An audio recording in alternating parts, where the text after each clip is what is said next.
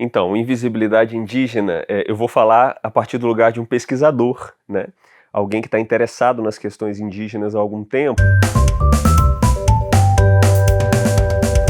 Mas os povos indígenas estavam representados e mal representados, né? Porque sempre os representou.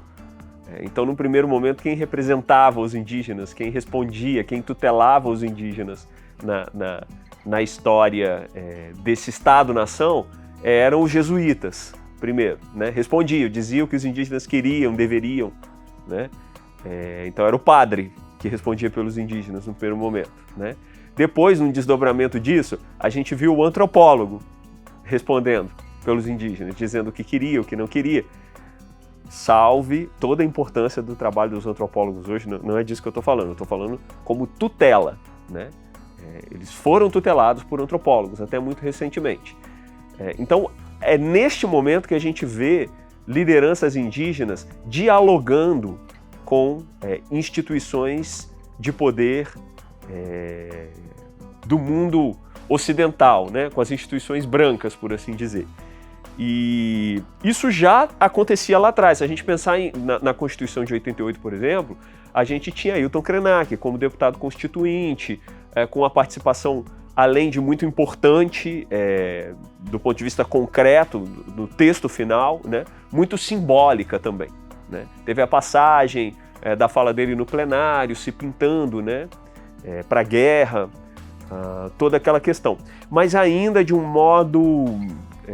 não por ele, de maneira alguma, mas por nós, por assim dizer, né, pela sociedade como um todo, de um modo ainda muito folclorizado, né? As pessoas estavam vendo aquilo de um modo ainda muito como nós vemos ainda hoje indígenas representados nos livros de história, né? Então, o que acontece, e que eu acho que essa mudança, é justamente quando a gente começa a ter indígenas em lugares de decisões sobre questões indígenas. É o que a gente está vendo hoje, um ministério específico, né? A saúde indígena no Ministério da Saúde sendo tratada por um indígena, né? A FUNAI pela primeira vez, gente, a Fundação Nacional do Índio, né? O nome está completamente inadequado, mas pela primeira vez na história, a FUNAI sendo presidida por uma mulher indígena. Isso, sem dúvida, faz toda a diferença, embora seja apenas um passo inicial, porque as pessoas que estão nesse lugar de decisão, elas estão enredadas, né, numa série de outras questões que são históricas, que são sociais, que são cognitivas, que dificultam que as decisões a serem tomadas sejam tomadas como devem ser, né? Então, é apenas o passo inicial. Cá do meu lugar, né, aqui como pesquisador, como alguém que está olhando para os modos de existência de povos indígenas brasileiros, né, de povos originários, como algo que pode nos inspirar, né, e pode nos oferecer subsídio para pensar o nosso próprio modo de existência, mas especialmente a nossa comunicação, né? O que eu vejo como as maiores reclamações, por assim dizer, né? As maiores questões envolvendo os povos indígenas hoje. Sem dúvida nenhuma, como 500 anos atrás, a maior questão é sobreviver. É sobreviver, né? Porque a política do Estado brasileiro desde 1500 é matar, é exterminar indígenas, né? Então, tudo que gira em torno disso, né, todas as outras questões giram em torno de sobreviver. Então a gente está falando de questões muito concretas, como a fome, como as doenças, como nós vimos agora na terra indígena Yanomami, mas também questões simbólicas, né, como a morte da língua, a morte dos costumes, como a gente vê aqui, por exemplo, na experiência da ressurgência da etnia Borucrém em Ouro Preto, né? As coisas estão aí, os modos de vivência estão aí, né?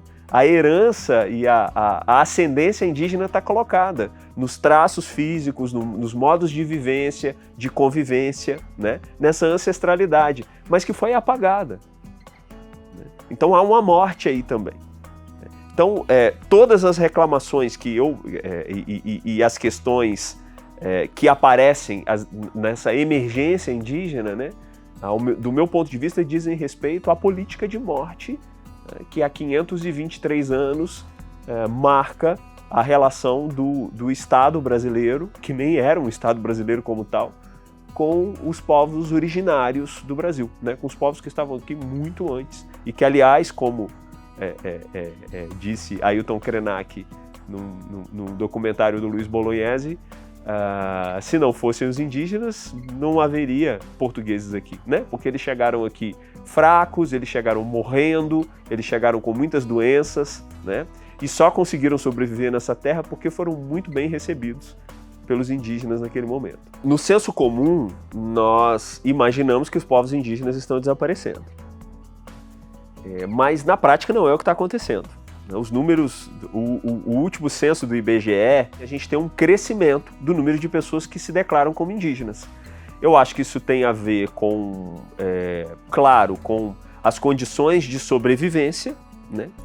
Mas mais do que isso tem a ver com a autodeterminação e com a ressurgência de muitos, com o ressurgimento de muitos povos indígenas e o entendimento de que como usando a fala do Eduardo Viveiros de Castro na coleção Encontros, né? Numa das entrevistas dele, ele diz em determinado momento que no Brasil todo mundo é índio, exceto quem não é. Justamente fazendo essa provocação de dizer desse momento, né? Primeiro, como a gente vai determinar quem é ou quem não é indígena, né? Esse é um problema, é uma questão que já vem sendo discutida há muito tempo nos protocolos de delimitação das terras indígenas, de reconhecimento de povos, né? Tem que ter o laudo de um antropólogo, mas espera aí, qual o limite para se dizer se é ou não é? A gente está acostumado a ver e a entender pelos livros de história os indígenas como pessoas que usam penas, cocares, né? E que estão absolutamente apartadas das questões de um mundo urbano contemporâneo. Então a gente aprendeu a olhar assim. Tanto que quando a gente vê um indígena usando celular, por exemplo, falou, mas espera aí, tá viajando de avião para a Europa para falar de mudança climática, mas ele devia estar na mata. Né? A gente comumente aprendeu a olhar desse modo. Só que não é assim. Nós não pensamos, quando pensamos um português, por exemplo, alguém maltrapilho com uma roupa do século XVI, né, falando um português arcaico. Nós não imaginamos isso, nós imaginamos uma pessoa parecida com pessoas que a gente encontra na rua. Por que os indígenas deveriam permanecer, então, com aquela mesma aparência, com o mesmo modo de viver e de sobreviver do século XVI, do século XVII, né, que é o que está marcado no imaginário dos livros de história? Eu preciso ser justo, né? Não todos os livros de história, mas aqueles que pelo menos a minha geração acessou nas escolas, né? Então eu acho que a ressurgência e o aumento do número de indígenas está profundamente ligado a esse entendimento também, né? Que, parafraseando o Eduardo Viveiros de Castro novamente, ser índio, ser indígena não é uma questão de pena e cocar, né? Passa por outro lugar. Passa por uma questão de autodeterminação, de reconhecimento, de ancestralidade. E, claro, né, do reconhecimento também do preconceito e da dívida histórica sofrida pelas pessoas que têm essa ascendência indígena.